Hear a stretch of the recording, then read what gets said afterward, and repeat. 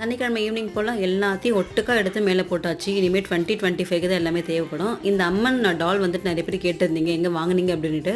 நான் உங்களுக்கு நம்பர் வந்துட்டு பின் பண்ணுறேன். அந்த வீடியோலேயே நான் கொடுத்துருந்தேன். நிறைய பேர் அதை பார்க்காம என்கிட்ட திருப்பி திருப்பி கேட்டுகிட்டே இருந்தீங்க. நான் இந்த வீடியோக்கு கீழே பின் பண்ணுறேன், நீங்கள் செக் பண்ணி வாங்கிக்கோங்க. ஸோ அம்மன் ஜுவல்ஸு, அதுக்கப்புறம் அந்த செட்லாம் போட்டிருந்தோம் இல்லையா, அதெல்லாம் வந்துட்டு கல் ஒன்று கூட விழக்கூடாது அப்படின்னு ஹஸ்பண்ட் சொல்லியிருந்தேன். அவங்க என்ன பண்ணாங்க, பபுள் ட்ராப்பில் வச்சு எல்லாத்தையும் அப்படியே அழகாக வந்துட்டு லைன் பை லைனாக வச்சு பேக் பண்ணி கொடுத்துட்டாங்க. அந்த அட்டை எல்லாமே எங்கே மிஸ் ஆகிடுச்சுன்னு தெரியல, பசங்க எங்கேயும் போட்டாங்கன்னு தெரியல. சரி ஓகே, நமக்கு இருந்தால் பபுள் ட்ராப்போட பெருசு இருக்குது, அதிலே நம்ம பேக் பண்ணுவோம் அப்படின்னு சொல்லிட்டு அதுமாதிரி எல்லாத்தையும் பேக் பண்ணி போட்டாச்சு. ஸோ எல்லாத்தையும் எடுத்து பேக் பண்ணி நம்ம பூஜை ரூமுக்கு மேலேயே கொஞ்சம் ஸ்பேஸ் இருக்கும், அங்கே தான் வந்துட்டு இந்த பூஜை ஐட்டம்ஸ் எல்லாமே இருக்கும். ஸோ அங்கேயே வந்துட்டு எல்லாத்தையும் போட்டாச்சு.